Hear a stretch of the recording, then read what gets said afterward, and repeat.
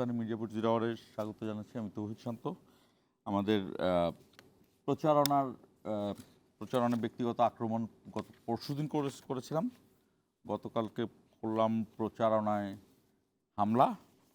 আজকে আমাদের বিষয় হলো প্রচারণায় সংঘাত ও সমসাময়িক বিষয়। অর্থাৎ মানে যদি অনেকটা স্যাটায়ার করে বলা যায়, সেটা হলো যে এখন হয়তো বা কারো কারো মনে হচ্ছে যে নির্বাচন হচ্ছে বা নির্বাচন হবে। অর্থাৎ আমাদের এক ধরনের প্র্যাকটিস আছে যে আমরা যা দেখি সেটাকে পরিবর্তনের জায়গাটায় আমরা আর খুব একটা নিতে পারি না। মানে পরিবর্তনের জায়গাটাই আমরা আটকায় ফেলি, তখন খুব কষ্ট হয়ে যায়। তো সেই কারণে ওই একজন মারা গিয়েছে, একজন মাত্র মারা গিয়েছে, 2018 তো অনেক মারা গেছে। সেই জায়গা থেকে মনে হচ্ছে যে এক ধরনের নির্বাচন মনে হচ্ছে কিনা। আমি এটাই সম্পূর্ণ স্যাটায়ার হিসাবে বললাম, কিন্তু আমি এটার কোনো উদ্দেশ্য নিয়ে বললাম না। তবে যতই দিন যাচ্ছে নির্বাচন হওয়ার নিয়েই আমরা এগোচ্ছি, কিন্তু সংখ্যা বাড়ছে এবং এটা ন্যাচারালিই বাড়ছে। সারা বিশ্বেই এটা নির্বাচনে ভোটের দিন এগোলে এক ধরনের বাড়ে। আমরা যেটি দেখতে চাই যে এই ভোটের মধ্যে গত কয়েকদিন আমরা খুব দ্রুত বিশ্ব রাজনীতির ভিন্ন জিনিস দেখতে পাচ্ছি। যেমন খুব দ্রুত বাংলাদেশের পক্ষে কোনো বড় দেশ খুব দ্রুত বাংলাদেশের পক্ষে আসছে, আবার কোনো বড় দেশ বা কোনো প্রতিবেশী বাংলাদেশের পক্ষে না আসলে পক্ষে আসতে চায়, বলতে চায়, বোঝাতে চায়, আবার বিপরীতে যায়। হয়তো মুখে বলছে, মুখে খুব বাংলাদেশের পক্ষে থাকছে, কিন্তু তার পিছনে একটা স্টেট পলিসির কাজ হচ্ছে, যেটা বাংলাদেশের জন্য খুবই কষ্টের হয়ে দাঁড়াচ্ছে। এই জায়গাগুলো নিয়ে কথা বলবো। আমাদের সঙ্গে রয়েছেন মাহবুবুর রহমান, সুপ্রিম কোর্ট বারের সাবেক সহসম্পাদক, সিনিয়র আইনজীবী অ্যাডভোকেট মোহাম্মদ মাহবুবুর রহমান খান, আপনাকে স্বাগত জানাচ্ছি, এবং জাতীয় নাগরিক পার্টির যুগ্ম মুখ্য সমন্বয়ক অ্যাডভোকেট শাকিল আহমেদ, আপনাকে স্বাগত জানাচ্ছি। ধন্যবাদ। আমরা শিরোনাম দেখে আসবো, এরপর আলোচনা শুরু করব। জামাত নেতা নিহতের পর থমথমে শেরপুর, পরিবারে মাতম, বিএনপিকে দোষারোপ, ইউএনও ওসি প্রত্যাহার। 13 ফেব্রুয়ারি থেকে দেশের জনগণের জয়যাত্রা শুরু, উত্তরবঙ্গের সমাবেশে তারেক রহমান, সবাইকে নিয়ে শান্তির বাংলাদেশ গড়ার প্রত্যয়। হাদি আবু সাইদ, আবরার ফাহাদ হত্যার বিচার ও নারী নিরাপত্তা নিশ্চিতের প্রতিশ্রুতি জামায়াতের আমিরের, অভিযোগ পাল্টা অভিযোগ, রাজধানীতে চলছে প্রচারণা। ভোটের প্রচারণায় সরগরম সারা দেশ, সভা সমাবেশ, উঠান বৈঠকে ব্যস্ত প্রার্থীরা, দিচ্ছেন উন্নয়নের নানান প্রতিশ্রুতি, 3 জেলায় বিজিবি মোতায়েন। এবং কল্যাণপুরে জঙ্গি নাটক সাজিয়ে 9 জন হত্যা মামলায় হাসিনা সহ 8 জনের বিচার শুরু, চাংখারপুলে 6 জন হত্যাকাণ্ডে আসামিদের সাজা বৃদ্ধির আপিল।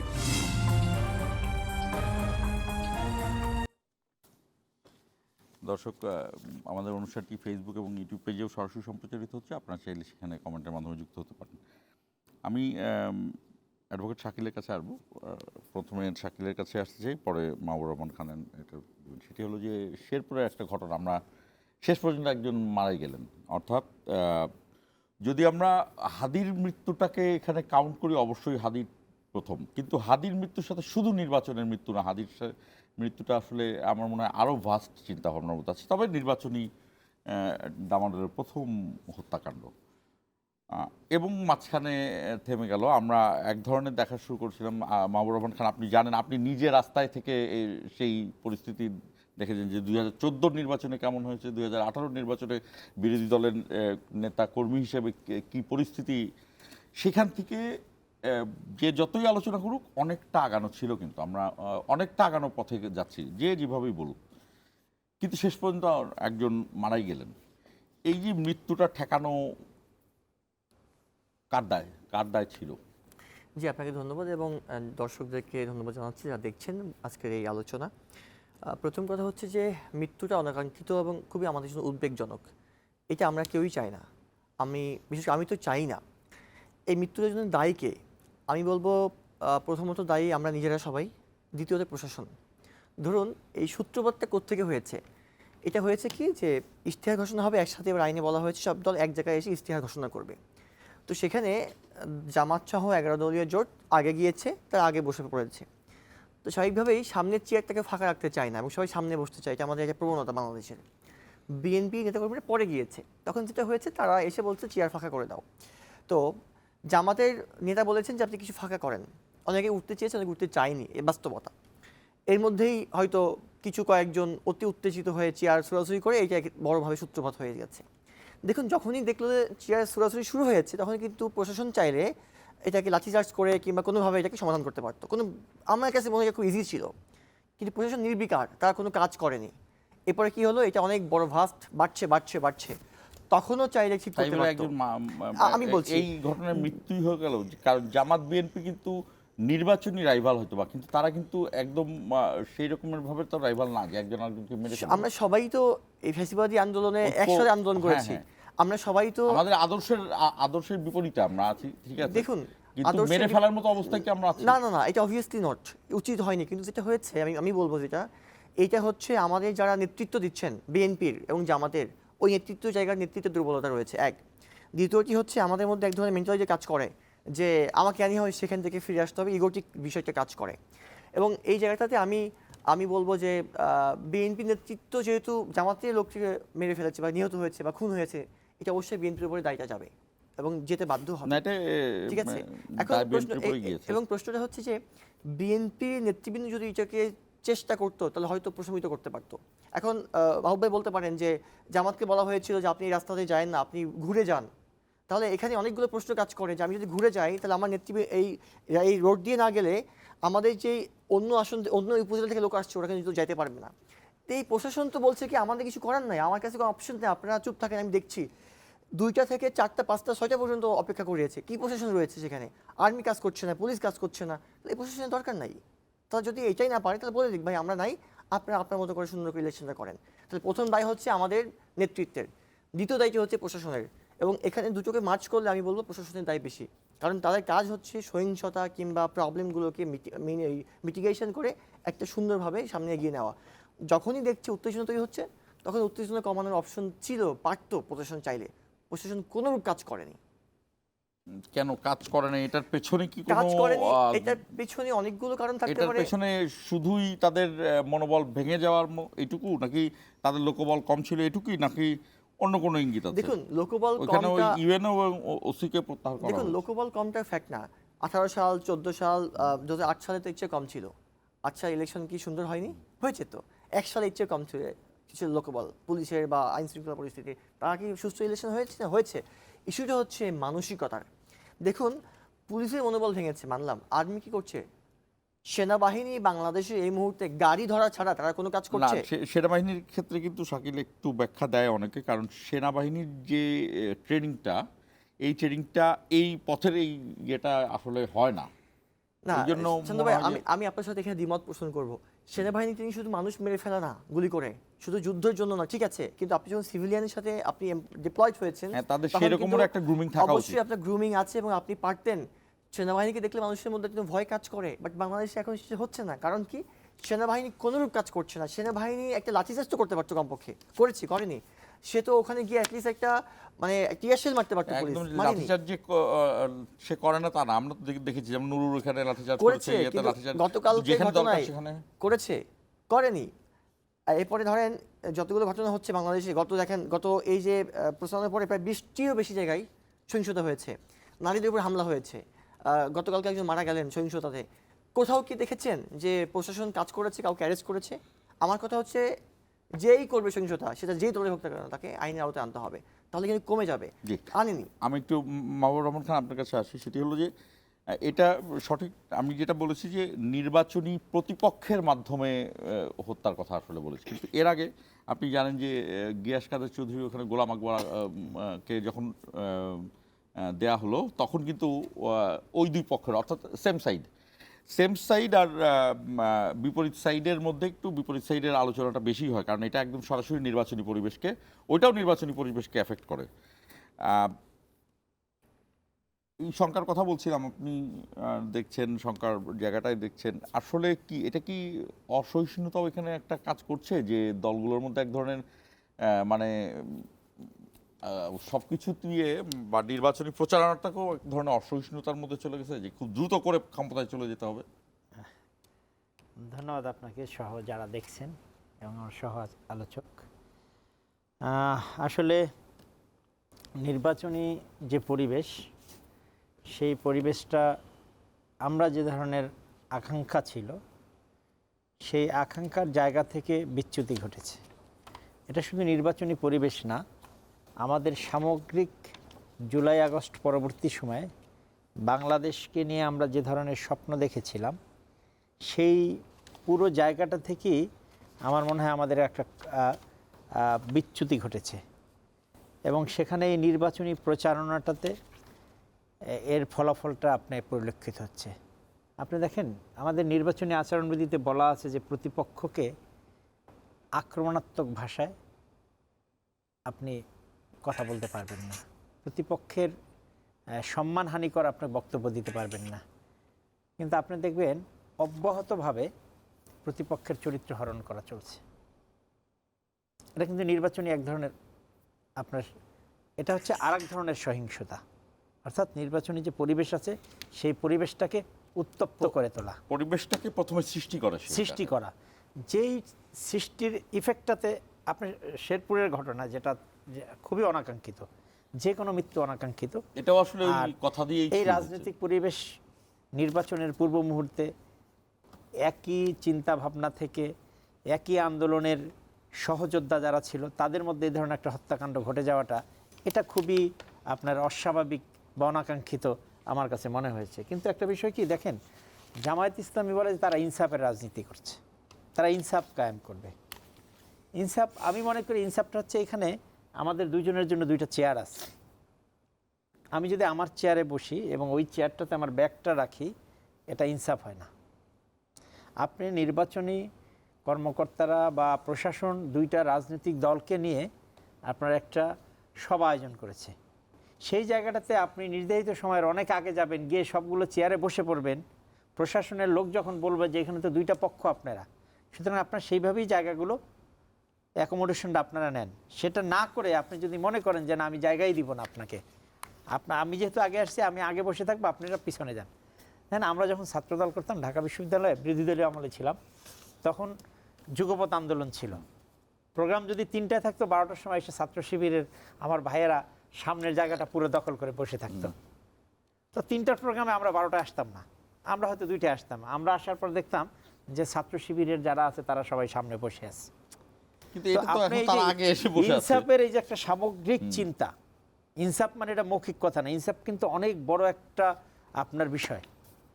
এটার মধ্যে অনেক কিছু সম্মিলন আছে।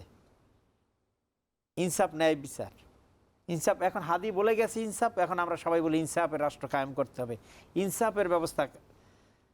এই ইনসাফের ব্যবস্থাটা কি আমাদের আগে সেটা বুঝতে হবে। এই যে এখন যেমন চলতেছে হা এবং না ভোট, হা হইলে আপনি সব কিছু পাবেন, না হলে আপনি কিছুই পাবেন না। মানে কি? হা হলে আপনি কি পাবেন? চাল, ডাল, গম, আটা, রুটি, শিক্ষা সব ফ্রি পেয়ে যাবেন, আপনার জীবনের নিশ্চয়তা পাবেন, আপনার রাজনীতি করার নিশ্চয়তা পাবেন, আপনি সমস্ত অধিকার পাবেন। আর না হলে আপনি ভাত পাবেন না, চাল পাবেন না, ডাল পাবেন না, চাকরি পাবেন না, ভোট দিতে পারবেন না। বিষয়টা কি এরকম? এই যে একটা উপস্থাপন, এই সামগ্রিক উপস্থাপনটাই আমাদের হচ্ছে না। আমরা এখন একটা আবেগের মধ্যে আছি, এইভাবেই চলছে। এইটা যেহেতু তুললেনি, আমি জানতে চাই আসলে কি করার ছিল আসলে এই জুলাই সনদের বিষয়টা। এই যে না ভোটের যে, আমি একটা বিষয় মনে করি যে সংবিধানে আপনি কতগুলো শব্দ জুড়ে দিলেই আপনার প্রোটেকশন রক্ষা করা হয় না। আমাদের সংবিধানে তো অনেক কথাই বলা আছে। যখন একটা ফেসিবাদী শাসন ব্যবস্থা তৈরি হয় তখন কি সে সংবিধান মানে?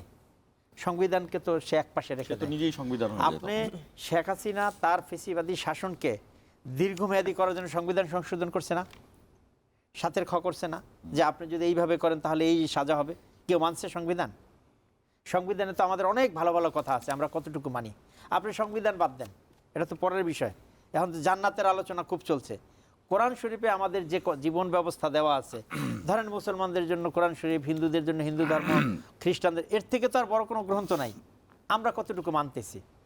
আমি মনে করি জুলাই সনদে যে বিষয়টা দরকার ছিল সেটা হচ্ছে, আপনি বিএনপির 31 দফা দেখছেন সংস্কারের, সেইখানে আমি মনে করি সেখানেও যে ব্যাপকতা ছিল সেই ব্যাপকতা এই জুলাই সনদেও নাই।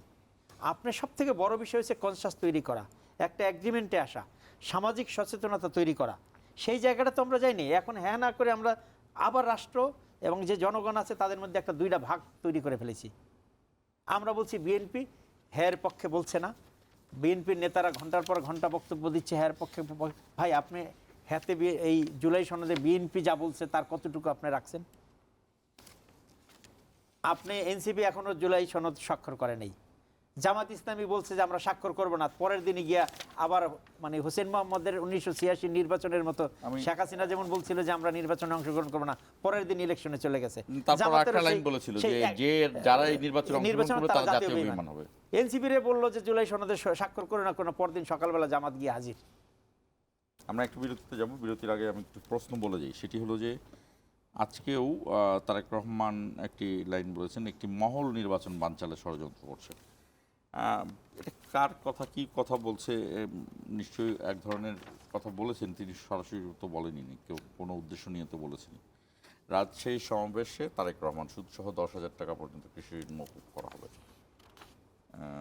আল জাজিরাকে সাক্ষাৎকার, ক্ষমতায় গেলে ইসলামী আইন চালুর প্রশ্নে যা বললেন জামাত ইসলাম, জামাত আমি বলেছেন না, প্রশ্নই আসে না, ইসলামী আইন হবে না। আল জাজিরায় তারা সাক্ষাৎকার দিয়েছে।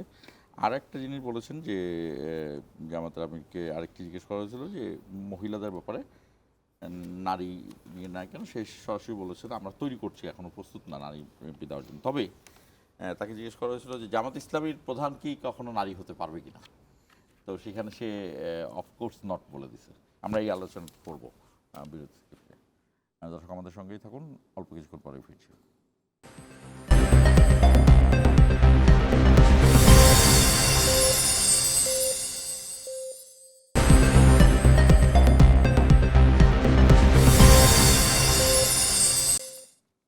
আবারও স্বাগত ইসমানী মির্জাপুর জিরো আওয়ারে। যে কথাগুলো বলছিলাম যে বিএনপি নেতারা কিন্তু বলছেন যে ষড়যন্ত্র, বিএনপি চেয়ারম্যান বলছেন, এবং বিএনপি চেয়ারম্যান রাজশাহীতে গিয়ে তার তার তার প্রতিশ্রুতি দিয়েছেন যে কৃষি ঋণ মওকুফ করবেন 10,000 টাকা পর্যন্ত। একইভাবে ডাক্তার শফিকুর রহমানও বলছেন, তিনিও জামাতের অর্থাৎ দুই জোটের শীর্ষ নেতাদের কথায় আমরা খুব বেশি খারাপ ল্যাঙ্গুয়েজ পাইনি এখন পর্যন্ত, কিন্তু তাদের উস্কানিটা থাকে। আমি একটু জানতে চাচ্ছি যে এই জায়গাটিতে এই যে তারা যে প্রতিশ্রুতিগুলো দিচ্ছেন, আমার কাছে এই প্রতিশ্রুতিগুলো খুব কঠিন বা শক্তিশালী প্রতিশ্রুতি মনে হচ্ছে না। আমার কাছে মনে হচ্ছে যে তারা কোনো না কোনোভাবে নির্বাচনটাকে করতে চায়, মানে নির্বাচনটা হওয়া দরকার। আমি জানি না, এটা আমি ঠিক বললাম না, আমার কাছে কেমন জানি দেখে মনে হয়। আপনারা এটাকে, এটার ইরান মিনিংও থাকতে পারে, আমি জানি না। জি শাকিল।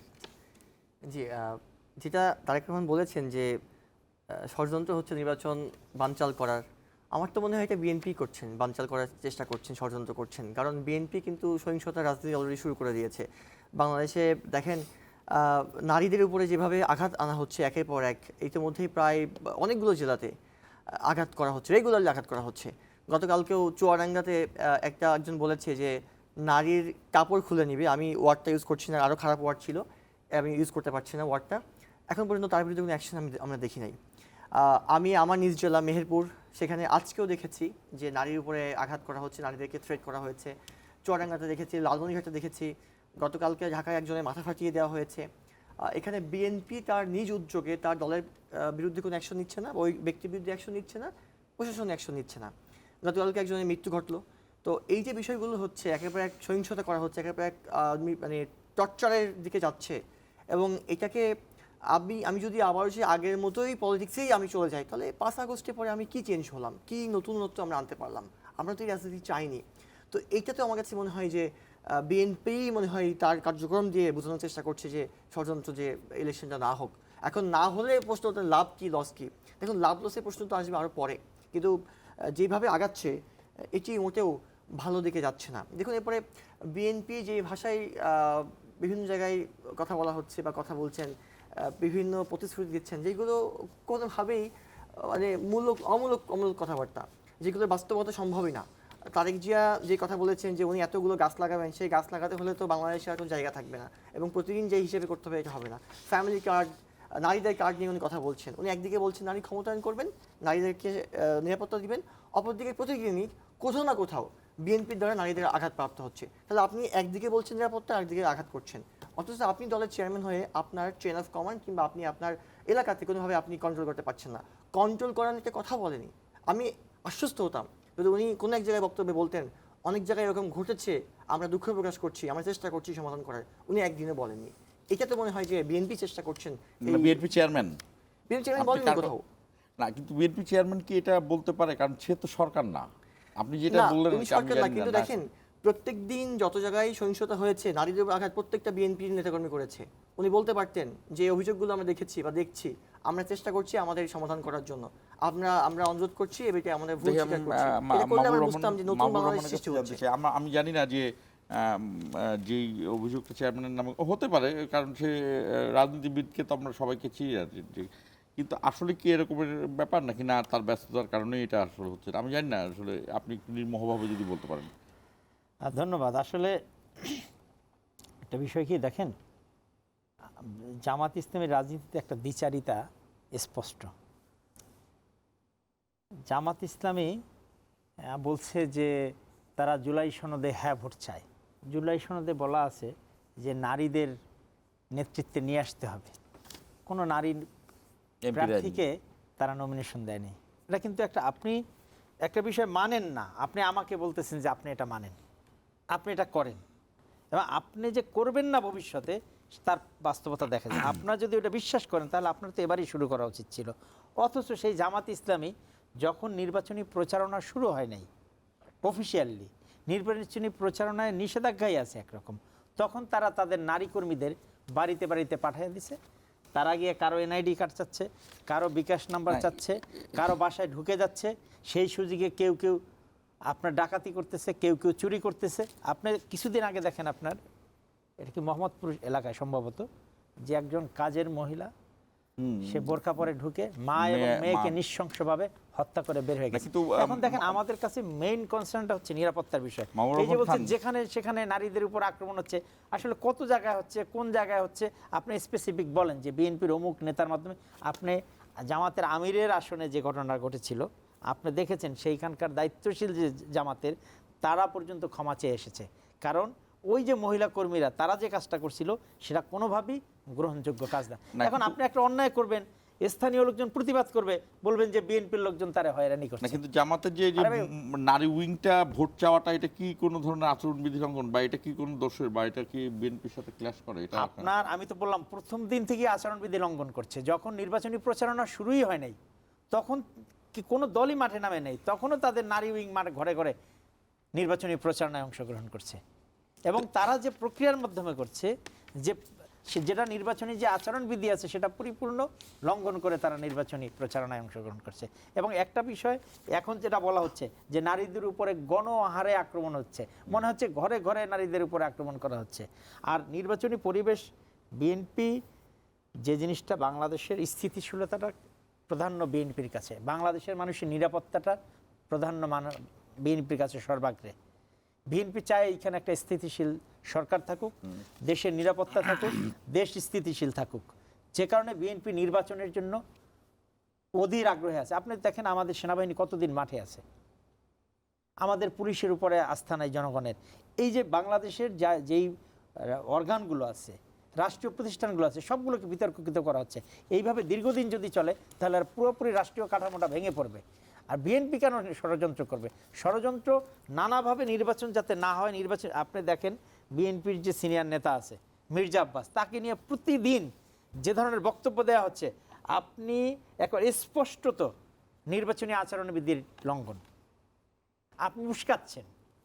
আজকে বিএনপির ভারপ্রাপ্ত চেয়ারম্যান রাজশাহীতে গেছেন, রাজশাহী বিশ্ববিদ্যালয়ে শিবিরের নেতাকর্মীরা আপনার লাল কার্ড দেখাচ্ছে তারেক রহমানকে। ভাই তুমি তো স্টুডেন্ট, তুমি তো জামাতের আমির না, তুমি বলতেছো যে আমরা তো জামাতের লেজুর ভিত্তিক সংগঠন না। অথচ জামাতের একজন মারা গেছে, ডাকসুর লোক সাদিক কায়েমরা মিছিল নামছে। অথচ ডাকসু নিয়ে ঢাকা বিশ্ববিদ্যালয়ের ছাত্রছাত্রীদের নিয়ে অশ্লীল বক্তব্য দিচ্ছে জামাতের নেতারা, তা নিয়ে কোনো বিবৃতি নেই, তা নিয়ে তাদের কোনো প্রতিবাদ নাই, যেটা হওয়া উচিত ছিল সবার আগে। তারা সব থেকে সর্বোচ্চ পর্যায়ে লেজুর ভিত্তিক রাজনীতি করছে। আজকে তারা লাল কার্ড দেখাচ্ছে, ছাত্র দলের ছেলেরা যদি এর প্রতিবাদ করতে যে আপনারা কেন লাল কার্ড দেখাচ্ছেন, রাজশাহী বিশ্ববিদ্যালয়ের সংঘর্ষ ছাত্রদের হতো। সাথে সংঘর্ষ, তার মানে তারা ট্রাপ পাচ্ছে, তারা প্রভোগ করতেছে আমি যে আপনারা আসেন একটা আপনার সংঘর্ষের এই জন্য বিষয়টা নির্বাচনী পরিবেশটা নষ্ট করেন। শাকিলের কাছে একটু অন্যভাবে জানতে চাই যে শাকিল, প্রথমে দেখলাম যে ছাত্র শিবির যদিও তাদের প্যানেল না, তারা এক প্যানেল তৈরি করার, ছাত্র শিবিরের নামের তো প্যানেল না ডাকসুতে, সব ইউনিভার্সিটি সেটি গিয়েছে। তো সেখান থেকে তারা বিপুল জয় বের হয়ে আসলো। এটি নিঃসন্দেহে এক ধরনের ধাক্কা ছিল। অন্যান্য রাজনৈতিক যে এস্টাবলিশমেন্ট, পলিটিক্যাল এস্টাবলিশমেন্টকে তারা একটা ধাক্কা দিয়েছে, কারণ ছাত্রদল এত এক্সপেরিয়েন্সড জায়গা থেকে সে এই ধাক্কাটা খেলো। এরপরে একইভাবে জাহাঙ্গীরনগর, রাজশাহী, জগন্নাথ, এরপর শেষ জগন্নাথ। অর্থাৎ তুমুলভাবে ইসলামী ছাত্র শিবির যেহেতু এইভাবে এগিয়ে আছে, জামাতেই এই জিনিসটাকে, এই সুবাতাসটাকে সে নিবেই। কিন্তু এত দ্রুত এই ঘটনা ঘটছে কেন? এই জায়গাটায় এই যে কথাগুলো মাহবুব রহমান খান বললেন, এই জায়গাটা এত দ্রুত ঘটছে কেন? শিবিরের ক্ষেত্রেই বললাম যে এই যে সর্বমিত চাকমা সে পদত্যাগ করলো, আমি মানে সিচুয়েশনটা বোঝানোর জন্য জানতে চাই যে আসলে কি পরিস্থিতি। দেখুন আসলে এই যে ইলেকশনে যেই নাকি আপনার ইলেকশনে জনগণ মানে ছাত্ররা ভুল সিদ্ধান্ত দিয়েছিল, আমরা কি সেই দিকে চিন্তা না করি? না এটা অবশ্যই না। ধরুন এই যে আজকে ইলেকশনে যে ভূমিদস বিজয় হয়েছে ছাত্র শিবিরের প্যানেলগুলোতে, সেখানে তো আমরা আমাদের ছাত্র শক্তিরও প্যানেল ছিল, বিশেষ করে ছিল না। ঢাকা মানে ইউনিভার্সিটিতে ছিল, সেক্ষেত্রে সেখানে আমরা তেমন আসলে জিততে পারিনি। তো শিবিরের বিজয়ের পিছনে আমার কাছে মনে হয় যেটা, যে শিবির বা জামাতের জন্য মানুষের একটা ভাবনা হচ্ছে কি, তারা জিতলে সেখানে নিরাপত্তা পাওয়া যাবে, তারা জিতলে কাউকে কমপক্ষে কোনো নারী ধর্ষণের শিকার হবে না, কোনো নারী সামনে দিয়ে হেঁটে গেলে তার বোরকা ছিঁড়ে ফেলবে না, এই জায়গাটা আছে। এটার ফলে কিন্তু মানুষজন দেখেন তাকে ভোট দেওয়ার জন্য চেষ্টা করছে। আপনি দেখবেন কদিন আগে একটা খুব ভিডিও ভাইরাল হচ্ছিল, একজন মনে হয় মডেল বা কেউ একজন, তাকে প্রশ্ন করা হয়েছে যে আপনি কাকে চান ইলেকশনে জিতুক? জামাতকে। কেন? জামাত আসলে দেশটা ভালো হবে। তো প্রশ্ন করা হলো যে জামাত আসলে তো আপনার এই ড্রেস আপ ইউজ করতে পারবেন না। পরবো না। বললো বোরকা পরবেন? পরবো। কেন? দেশটা ভালো হলেই তো সমস্যা কি? দেশটা ভালো হলেই তো আমার কোনো প্রবলেম নাই, ড্রেস আপ চেঞ্জ করতে প্রবলেম নাই। তো ড্রেস আপকে চেঞ্জ করতে হবে আমার জামাত বা আমরা ক্ষমতা আসলে? Absolutely not. অনেকে প্রশ্ন করে আমাকে, বিশেষ করে অনেক মেয়েরা প্রশ্ন করেন যে ভাই জামাত আপনার ক্ষমতা আসলে কি আমরা ড্রেস আপ ইউজ করতে পারবো, ওয়েস্টার্ন ড্রেস পরতে পারবো? অ্যান্সার ইজ অবভিয়াসলি পারবেন। তো জামাত ক্ষমতা আসলে আপনারা কীভাবে ইসলামিক ল ডেভেলপ করবেন বা কীভাবে আপনারা কী ল ডেভেলপ করবেন? অ্যান্সার ইজ আমরা ক্ষমতায় আসলে কোনো মুসলমানকে আর প্রবলেমের মধ্যে পড়তে হবে না। আগের আমলে কি দেখেছি, আপনার দাঁড়িয়ে আছে, আপনাকে ধরে নিয়ে গেছে পুলিশ, টুপি পরেছেন, পুলিশ ধরে নিয়ে গেছে, আপনার মুখে দাঁড়িয়ে আছে, পরীক্ষার হল থেকে আপনাকে বের করে দিয়েছে, স্কার্ফ পরে আপনি ক্লাসরুমে গিয়েছেন, স্কার্ফ খুলতে বাধ্য করেছে। এই যে মুসলিম ট্যাগ দিয়ে আপনাকে নানানভাবে আপনাকে সহিংসতা, মামলা হামলা করা হয়েছে, এইগুলো আমরা বন্ধ করব। এইটা বন্ধ করলে কি মানে এটা বন্ধ করলে কি সবকিছু হয়ে যাবে? না, এটা বন্ধ করে সব কিছু হবে না।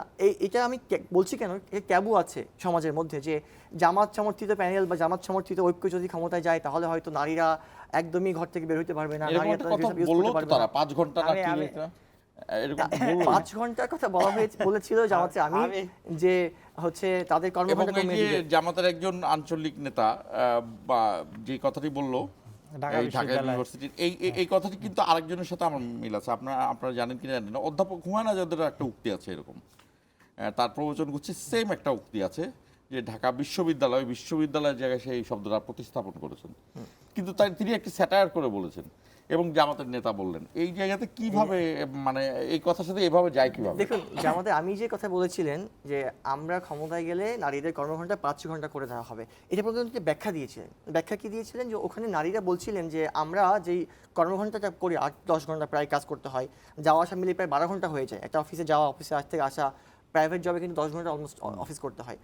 12 ঘন্টা করার পরে বাসায় গিয়ে আমাদের ফ্যামিলি কোনো ওয়ার্ক বা বাচ্চা কাচ্চাকে আমরা টেক কেয়ার করতে পারি না। তখন উনি বলেছিলেন যে বাংলাদেশে দেখেন বেশিরভাগ নারীরা কাজ করতে পারে না কেন জানেন? এই 10 ঘন্টা কাজের কারণে জব করতে পারে না।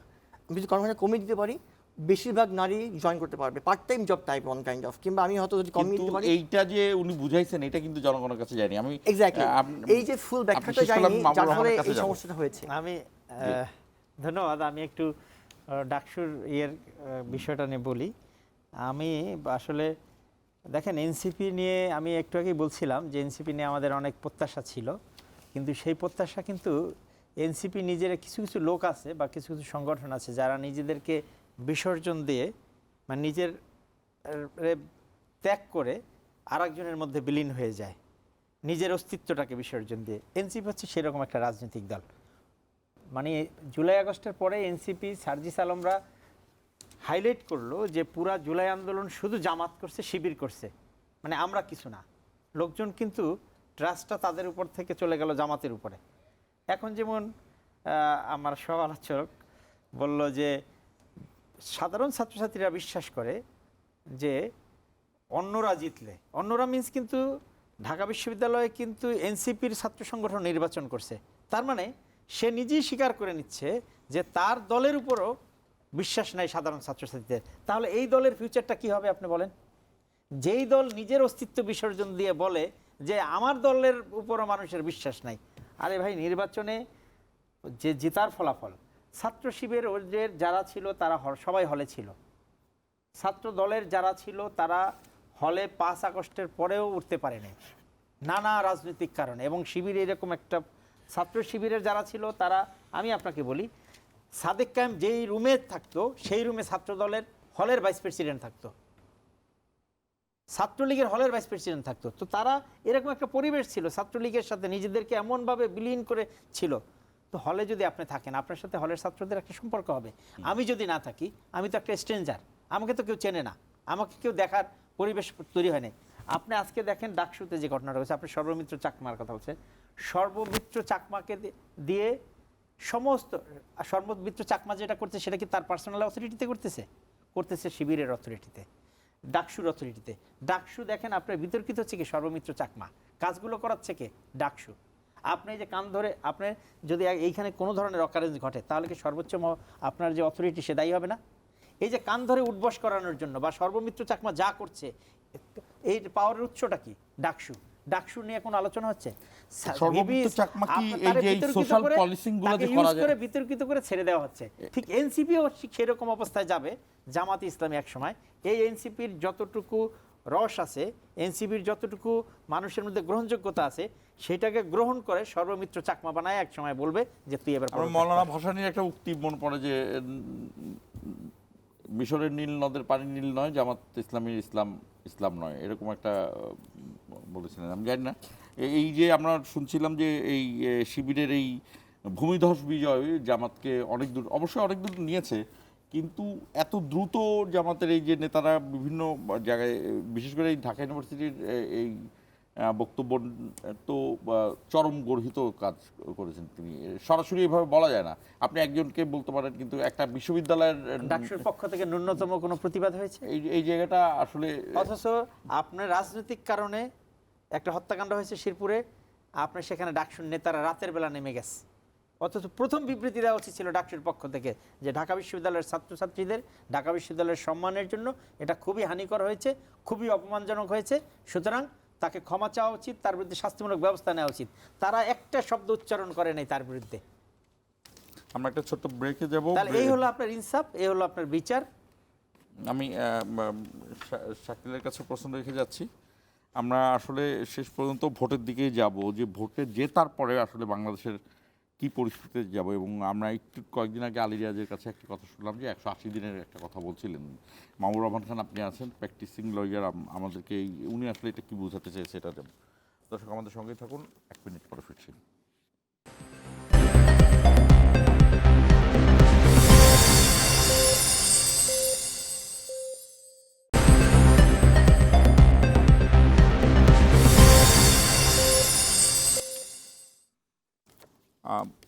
দর্শক আবার স্বাগত জানাচ্ছি। আমি একটু মাহবুব রহমান খান, আমরা শেষ ভাগে তো শেষ পার্টে, এখানে আমি ওই আলোচনাটাই যেতে চাই যে আমরা আশা করছি এবং আশা নিশ্চয়ই প্রত্যাশাটি আল্লাহ সেইভাবে নিয়ে যাবে, যে ভোটটি হবে শেষ পর্যন্ত। সেই ভোটে এখন পর্যন্ত আমরা যেটি, আমার কাছে মনে হলো যে খুব উল্লেখযোগ্য ঘটনা, যে এইবার কোনো প্রতিপক্ষের একবারের জন্য কেউ উচ্চারণ করেনি যে ভোটের ফলাফল নিয়ে কী করবেন তারা। অর্থাৎ তারা আগেই মানে স্বয়ংক্রিয়ভাবেই মেনে নিয়েছেন ভোটের ফলাফল যাই হোক আমাদের নির্বাচন করতে হবে। এটা একটা খুবই গুরুত্বপূর্ণ বিষয়। অথবা কারোর হয়তো বা সবার চোখ এড়িয়ে গেছে এটা, কিন্তু এটা গুরুত্বপূর্ণ যে সবাই নিজেরা মেনে নিচ্ছে যে এই ভোটটা আমাদের ভোট। রাজনৈতিক দলের আমাদের ভোট মানে হলো যে একটা সময় মানুষের ভোটও হবে, কিন্তু এই ভোটের পরে আমি অধ্যাপক আলী রিয়াজ 180 দিনের একটা ব্যাখ্যা দিলেন। আমরা একটু সাধারণ মানুষের কাছে, আপনি কি শুনেছেন কিনা এটা, সাধারণ মানুষের কাছে একটু ক্লিয়ার করতে চাচ্ছিলাম যে রেফারেন্ডামকে 180 দিন রেখে তারপর আবার ভেঙে দিয়ে তিনি আসলে এই গঠনটা কি হবে তখন? না, এটা তো আসলে ওই যে জুলাই সনদটা, হ্যাঁ এটা আমি আলোচনা করছিলাম যে সাধারণ মানুষের জন্য যে কেন হা না ভোট কি আছে। এখন যদি হা ভোট জিতে সেই ক্ষেত্রে জুলাই সনদটাকে তো আইনি ভিত্তি দিতে হবে। সেই ক্ষেত্রে তো সংসদ দুইভাবে কাজ করবে, সংসদ এবং রেফারেন্ডামের জন্য। ওইটার একটা মেয়াদ হচ্ছে 6 মাস, 6 মাসের মধ্যে এটা কমপ্লিট করতে হবে। 6 মাস পরে ওটা স্বয়ংক্রিয়ভাবে জাতীয় সংসদ শুরু থেকেও থাকবে, শুরু থেকেই, কিন্তু মানে ওই দুইটা রেফারেন্ডামটা বিলুপ্ত হয়ে আলাদা যাবে। আলাদা অধিবেশন হবে। যখন রেফারেন্ডামের জন্য বসবে তখন একটা থাকবে, আর সংসদ সদস্য হিসেবে যারা নিয়মিত কাজ করার সেটা তো ডে 1 থেকেই করবে। সেই ক্ষেত্রে আমি এটা জানতে চাই যে আপনার কি মনে হচ্ছে যে মানে আমরা তো জাতীয় নির্বাচন নিয়ে কথা বলি, হানা ভোট নিয়ে কিন্তু আমরা টকশোতে কথা বলছি না। এই হানা ভোটের কি পরিস্থিতি আসলে? আমি বলবো, হ্যাঁ অবশ্যই, আমি আরেকটু যোগ করে দিই। হানা ভোটের কিন্তু প্রচারণা খুব সংগঠিতভাবে, না ভোটের প্রচারণা, মানে আমি তাদেরকে কাউকে নেগেটিভ বলছি না, না ভোটের প্রচারণা স্পেসিফিকভাবে করছে। যেমন জিএম কাদের তিনি বললেন, এটা ভালো গণতান্ত্রিক তার কথা যে তিনি না ভোটের পক্ষে থাকেন। বিভিন্নভাবে আওয়ামী লীগের পক্ষ থেকেও না ভোটের কথা বলা হচ্ছে ভিতরে, অর্থাৎ আওয়ামী লীগ না থাকলেও সে নির্বাচনে অংশ নিচ্ছে আর কি। আর বিএনপিরও কারো মনে হয় যে হয়তো মুখে বলে না বা যাই হোক, আবার জামাতরা অনেক বেশি মানে তারা হা ভোটের পক্ষে যাওয়ার চেয়ে বিএনপি যে হা ভোটের পক্ষে নাই এটা প্রচারে বেশি সময় দিচ্ছে। এই জায়গাগুলো কি ব্যাখ্যা? ধন্যবাদ। জামাতের আসলে পুরা প্রচারণাটা বা নির্বাচনটাই হচ্ছে বিএনপির, মানে তারা বাংলাদেশ নির্বাচিত হলে বাংলাদেশকে কি শরিয়া আইন দিবে, না বর্তমান আইন দিবে, জান্নাতে নিবে না দুজকে নিবে, এই বিষয়ে তারা খুব কম বলে, যদিও কিছু কিছু জান্নাতের টিকিট দেয়া হয়। তাদের কোনো স্পেসিফিক প্ল্যান নাই। যেমন বিএনপির পক্ষ থেকে 31 দফার একটা সংস্কারের প্ল্যান দেওয়া হয়েছে 2023 সালে। জুলাই আগস্ট বিপ্লব বা এই জুলাই আন্দোলনের সনদ তৈরি হওয়ার বা কল্পনা করার অনেক আগে থেকে তারা প্ল্যান দিচ্ছে যে আমরা যদি নির্বাচিত হই তাহলে আমরা এই সংস্কারগুলো করব। রাষ্ট্র পরিচালনার একটা দিক নির্দেশনা দেওয়া হয়েছে। জামাতের পক্ষ থেকে কিন্তু সেটা দেওয়া হয় নাই বা তাদের স্পেসিফিক সেরকম কিছু নাই। একমাত্র জান্নাতের একটা বিষয় আছে যে এটা দেওয়া যাবে বা এটা হইলে তোমরা জান্নাতে যাবা। এদের কাজটাই হচ্ছে এখন বিএনপির সমালোচনা। এখন আপনার যদি কোনো প্ল্যান না থাকে আপনি কি করবেন? কপি করবেন, আমার সমালোচনা করবেন যে আমি কি বক্তব্য দিলাম। আমি মনে করি এই জায়গাটাতে আরেকটু গঠনমূলক হওয়ার সুযোগ ছিল জামাত ইসলামের। আচ্ছা, এটা সাথে আরেকটু যেমন আপনার লাল বাসের পরিবর্তে এখন আপনার একটা সবুজ বাসও চলে আসছে। 2 দিন আগে এনসিপির প্রধান বলছে যে আপনি বাস থেকে নেমে জনতার কাতারে চলে আসেন। ভাগ্য ভালো যে বিএনপির চেয়ারম্যান প্যারাডোতে গাড়িতে করে নির্বাচনী প্রচারণা শুরু করে। তাহলে বলতো যে একবার উচ্চ লেভেলের একটা, আবার বলছে যে আপনার পারিবারিক উত্তরাধিকার। আপনি জামাতের দিকে তাকান, সাইদি সাহেবের 2 ছেলে নির্বাচন করতেছে, আপনি নিজামী সাহেবের জামাই নির্বাচন করতেছে, ব্যারিস্টার আরমান নির্বাচন করতেছে মীর কাসেম সাহেবের ছেলে। মানে অসংখ্য জামাত ইসলামের আপনার যারা নেতা আছে তাদের ছেলে এরা নির্বাচনী মাঠে আছে, সেটার উত্তরাধিকার হচ্ছে না। তারেক রহমান কেন নির্বাচন? তারেক রহমান তো গত 17 বছর যাবত নির্বাচন, এই জায়গার সাথে আমি আরেকটু মিলাতে চাই, এটা তো উত্তরাধিকারের বিষয় না। আরেকটু মিলাতে চাই, এটা talk of the town. Talk of the town হলো যে আমরা ঢাকার একটা আসনে আমরা প্রচারণা দেখছি যে প্রার্থী প্রচারণা করছেন তিনি তার কথা বলছেন না, তিনি প্রতিদ্বন্দ্বী প্রার্থীর কথা বলে যাচ্ছেন। এটা এক ধরনের, এটি সে বলতেই পারে তার জায়গায়। এটা ঢাকা 8 আসনের যে গেটে যে সেখানে আসলে মির্জা আব্বাস এবং নাসিরুদ্দিন পাটোয়ারি আপনাদের দলের, এইটা কিন্তু একদম মানে খুব পয়েন্ট আউট হয়ে আছে যে মনে হচ্ছে ঢাকা না সারা বাংলাদেশে একটা আসনে নির্বাচন হচ্ছে, বরঞ্চ অনেক শীর্ষ নেতাদের ক্ষেত্রেও এই আলোচনাটা হচ্ছে না। এই জায়গাটি কি আসলে কি হচ্ছে, এটা কি এটা? আর নাসিরুদ্দিন পাটোয়ারির জায়গাটা কি, সে কি এটা এরকমই না কি এটা তার প্ল্যান করা? দেখুন, আসলে প্ল্যান করা তো ব্যাপারটা এরকম না, কিন্তু দেখেন নাসিরুদ্দিন পাটোয়ারি এই জুলাই অভ্যুত্থানের একজন নায়ক, এবং নাসিরুদ্দিন পাটোয়ারি জুলাই আগ থেকেও কিন্তু ফ্যাসিবাদীর বিরুদ্ধে সবসময় কথা বলে গেছেন। নাগরিক কমিটির আহ্বায়ক ছিলেন, এখন আমাদের মুখ্য সমন্বয়ক হিসেবে কাজ করছেন। নাসিরুদ্দিন পাটোয়ারির উপর আপনি দেখেন গত কয়েকদিন ধরে লাগাতার তাকে হেনস্থা করা হচ্ছে, তাকে ডিম মারা হচ্ছে, তাকে বিভিন্নভাবে ইটের টুকরা মারা হচ্ছে, তাকে পানি মারা হচ্ছে। এই যে হ্যানেস্তাগুলো করা হচ্ছে, তো এই হ্যানেস্তাগুলো কে করছে? নিশ্চয়ই অপোজিট পার্টি করছে। তাহলে হ্যানেস্তা যখন করা হচ্ছে তখন তো স্বাভাবিকভাবেই সে তার প্রতিবাদ করছেই। তো পাটোয়ারি তার প্রতিবাদটা করছে। এবং আপনারা জানেন যে নাসিরুদ্দিন পাটোয়ারি শুধু এমন ইলেকশনে দাঁড়ানোর পরে কথা বলছে, সে ফ্রম দ্য বিগিনিং কথা বলতো। সে জামাতকে বলেছে, বিএনপিকে বলেছে, কাউকে ছাড় দিয়ে কিন্তু কথা সে কখনোই বলেনি। যার ফলে অনেকে খুব অসন্তুষ্ট হয়েছে তার উপরে, কিন্তু সে সবসময় খুব বলিষ্ঠ কণ্ঠস্বর হিসেবে কাজ করেছে ফ্রম দ্য বিগিনিং থেকে, 5 আগস্টের পর থেকেই করেছে। এখনও সেটারই একটা রিফ্লেকশন আমরা দেখছি আর কি।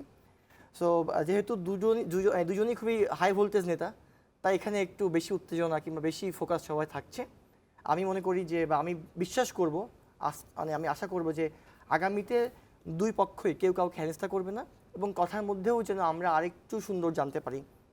যেটা ভাই বলছিলেন যে আচরণবিধি লঙ্ঘনের বিষয়টা, এটা আমাদের খেয়াল রাখা উচিত। পাশাপাশি হচ্ছে যে যদি আপনি আমাকে খোঁচা দেন, তাহলে অবশ্যই আমিও তো আপনাকে খোঁচা দিব। তো খোঁচা দেওয়ার জায়গাটা যেন না রাখি আর কি। আমি এখানে একটি কথা বলতে চাই, সেটি হলো যে এটা মির্জা আব্বাসের পক্ষে যাওয়ারও কিছু নেই, নাসিরুদ্দিন পাটোয়ারির বিপক্ষে যাওয়ার কিছু নেই। নাসিরুদ্দিন পাটোয়ারি এটা নির্বাচনী একটা কৌশল হতেই পারে, কারণ তার যে আসনে যে প্রার্থী, সেটি নাসিরুদ্দিন পাটোয়ারি জানে যে তাকে সবচেয়ে পাওয়ারের সাথে, পাওয়ার বলতে পলিটিক্যাল পাওয়ারের কথাই বলছি আমি, সে পাওয়ার দিয়ে তাকে, কিন্তু মির্জা আব্বাসের সাথে জেতা মানে কি, সে যদি নাও জেতে তাহলে বলতে পারো আমি মির্জা আব্বাসকে ফাইট দিয়েছি। তো সেই জায়গা থেকে আরেকটু আলোচনাটা কি আরেকটু সহজ হওয়া উচিত ছিল কিনা। পাটোয়ারি বা মির্জা আব্বাস তো খুব একটা মনে হয় তাকে নিয়ে কথা বলে না, কিন্তু পাটোয়ারি যে ইয়েটা, যে সব কিছুতেই মির্জা আব্বাসকে প্রচারণা নিয়ে আসে। আমি আসলে আমার কাছে যেটা মনে হয় সেটা হচ্ছে যে নাসিরুদ্দিন পাটোয়ারি আলোচনায় থাকতে চায়। আচ্ছা, এটা অবশ্য তার পুরনো ইয়ে। এবং সে যে জিনিসটা চাচ্ছে সেটা হচ্ছে যে আমার প্রতিপক্ষ যেহেতু মির্জা আব্বাস, এখানে আমি আলোচনায় যদি থাকতে পারি তাহলে এই নির্বাচনী জায়গাটাতে আমার একটা ফোকাস তৈরি হবে। আমি যদি ধরনের কথাবার্তা না বলি তাহলে আমার দিকে তো কেউ কনসেন্ট্রেশন দিবে না। এবং আমার পক্ষে কাজ করে নির্বাচনের দিন, মির্জা আব্বাস দীর্ঘদিন যাবত এই এলাকায় রাজনীতি করে, তার একটা ভিত্তি আছে, রাজনৈতিক ভিত্তি, স্ট্রং রাজনৈতিক ভিত্তি আছে। একজন মানুষের তো তার বিরুদ্ধে বলে এই জায়গায় হুট করে নির্বাচনী মাঠে নেমে এইখানে মির্জা আব্বাসের বিপক্ষে একটা জনমত তৈরি করা, এটা ডিফিকাল্ট। তো সেই ক্ষেত্রে সে যেটা করছে সেটা তার একটা পলিসি হইতে পারে, বাট আমি মনে করি যে এই জায়গাটাতে মির্জা আব্বাস যথেষ্ট সহনশীল এবং মির্জা আব্বাস যথেষ্ট ম্যাচিউরিটির পরিচয় দিচ্ছেন। এবং তার বক্তব্যে আমি কখনোই দেখি নাই যে সে খুব বেশি আক্রমণাত্মক বা খুব বেশি রকমের এমন কোনো মন্তব্য করেছে যেটা খুবই অশালীন বা নির্বাচনী আচরণবিধি ভঙ্গ করার মতো। যতটা অ্যাগ্রেসিভ নাসিরুদ্দিন পাটোয়ারির পক্ষ থেকে দেখা যায়, মির্জা আব্বাসের পক্ষ থেকে কিন্তু কিছু ইনসিডেন্ট ঘটেছে। এটা আপনি দেখেন, একটা বিষয় হচ্ছে কি, সব দায় তো আপনি রাজনৈতিক দলের প্রধানকে দিতে পারবেন না। আপনার এই যেটা সর্বশেষ ডিমের বিষয়টা হলো, এখানে একটা রাজনৈতিক, এটা আমি বলবো কলেজের একটা অনুষ্ঠানে ছিল, কলেজের একটা পিঠা উৎসব ছিল, সেই পিঠা উৎসবে মির্জা আব্বাসের ফ্যামিলিগতভাবে কলেজের সাথে সেই কলেজের দাওয়াত দেওয়া হয়েছে মির্জা আব্বাসকে, সেখানে নাসিরুদ্দিন পাটোয়ারি গেছে। নাসিরুদ্দিন পাটোয়ারি যাওয়ারও একটা যুক্তিকতা আছে যে সেখানে কিন্তু তার ভোটার আছে, হ্যাঁ যেতেই পারে। আমি মনে করি নির্বাচন যখন আসে, আমিও নির্বাচন করছি সুপ্রিম কোর্ট বারে, যখন যে ধরনের অনুষ্ঠানই যারাই আয়োজন করুক না কেন সেই অনুষ্ঠানগুলোতে যায়। আপনি যদি জানেনও যে আপনাকে ভোট দেবে না, তারপর আপনি তাকে ভোট চাইবেন, এটা একটা যাওয়ার কালচার আছে। সে নাসিরুদ্দিন পাটোয়ারি যেতে পারে, কিন্তু যে প্রক্রিয়াতে গিয়েছে বা যেভাবে গিয়েছে সেটা, বা সে যে ধরনের পরিবেশ কিছুদিন যাবত করতেছে, এখন এটা আপনার বাস্তবতা আপনাকে মানতেই হবে। আজকে ঢাকা বিশ্ববিদ্যালয় বা শিবির অধ্যুষিত যে জায়গায়, সেখানে যদি বিএনপির লোকজন যায়, সেখানকার তার তো ওয়েলকাম পরিবেশটা থাকবে না। সেই জায়গাটাতে আমি মনে করি নাসিরুদ্দিন পাটোয়ারি আর একটু সহনশীল পরিবেশ থাকা উচিত ছিল। আর ডিম ছোড়ার যে ঘটনা, এইটা কিন্তু সারা পৃথিবীতেই ডিম ছোড়ে। এটা কিন্তু রাজনীতির একটা, অনেক প্রধানমন্ত্রীর উপর ডিম ছড়াছড়ির ঘটনা ঘটেছে। আমি বলছি যে 2 দিন আগে বলছি, আমাদের সুপ্রিম কোর্টেও আমরা যখন আইনজীবীরা যখন আওয়ামী লীগ নির্বাচনে ফলাফলটা কারচুপি করলো, পুলিশ দিয়ে আমাদের পিটাইলো, মামলা দিল, আমরা কিন্তু ডিম ছড়াছড়ি করছি। তখন মজার বিষয় হচ্ছে যে কেউ আহত হয় নাই, বাট এই নাসিরুদ্দিন পাটোয়ারির এখানে ডিম লেগে কিছু লোক আহত হয়েছে। এটা হচ্ছে বিস্ময়কর একটা ব্যাপার, যেটা নিয়ে আপনি জানেন যে যথেষ্ট ট্রোল হচ্ছে যে ডিম লেগে আহত হয়েছে। দেখুন, ডিম না, কিন্তু সেখানে কিন্তু ওই ইট মারা হয়েছিল, শুধু ডিম না। আর যে আহতর যে ছবিটা বেশিরভাগ জন দেখছেন, এটা এআই ছবি, একটা একজন ক্যাপের উপরে মোড়ানো, এটা কিন্তু এআই ছবি ওইটা। আর দেখবেন নাসিরুদ্দিন পাটোয়ারি যখন প্রেস ব্রিফিং করলো, যেখানে আমাদের নাহিদ ইসলাম ছিলেন, সেখানে দেখবেন যে 2-1 জন ছিলেন যারা আহত হয়েছেন। বিকজ অফ কিছু ছিল ইটমারা, কিছু ছিল ধাক্কাধাক্কির ফলে তারা পড়ে গিয়ে আহত হয়েছেন। আর যেই ছবিটা ভাইরাল হয়েছে বেশিরভাগ জায়গায়, এটা কিন্তু এআই দিয়ে ক্রিয়েটেড একটা ছবি। সেই জায়গাতে নাসিরুদ্দিন পাটোয়ারি আসলে ওইখানে তখন গেলেন কেন? কিন্তু দেখুন, উত্তরটা আপনারাও একটু আগে দিয়েছেন যে আমার ভোটার সেখানে আছে, একটা প্রোগ্রাম চলছে, তার মানে এখানে অনেক বেশি মানুষ আছে, আমি অল্প সময়ে বেশি মানুষকে বেশি মানুষকে রিচ করতে পারবো। এখন সেখানে আমি গিয়েছি বলে আপনি আমাকে মারবেন, আপনি আমাকে ধাক্কাধাক্কি করবেন, এটা তো নয়, হতে পারে না। সো এটা অবশ্যই উচিত হয়নি। একটা ব্যাপার হচ্ছে যে এটা না করলে আপনার এটা হতো না। তো আমি একটা কাজ করেছি বলে আপনি আমাকে মারতে পারেন না। অনেকে বলেছি গতকাল যে ওই রাস্তা দিয়ে জামাতের লোক না গেলে তো ওই লোকটা মরতো না। তো রাস্তা দিয়ে হাঁটার অধিকার কি আমার নেই? তো আপনি রাস্তা আটকিয়ে রাখবেন যে আমি যেতে পারবো না, আমাকে মেরে ফেলবে, এটা তো হতে পারে না। মামুর রহমান খান, শাকির আহমেদ, আপনাদের দুজনকেই ধন্যবাদ আমাদের সঙ্গে যুক্ত হওয়ার জন্য।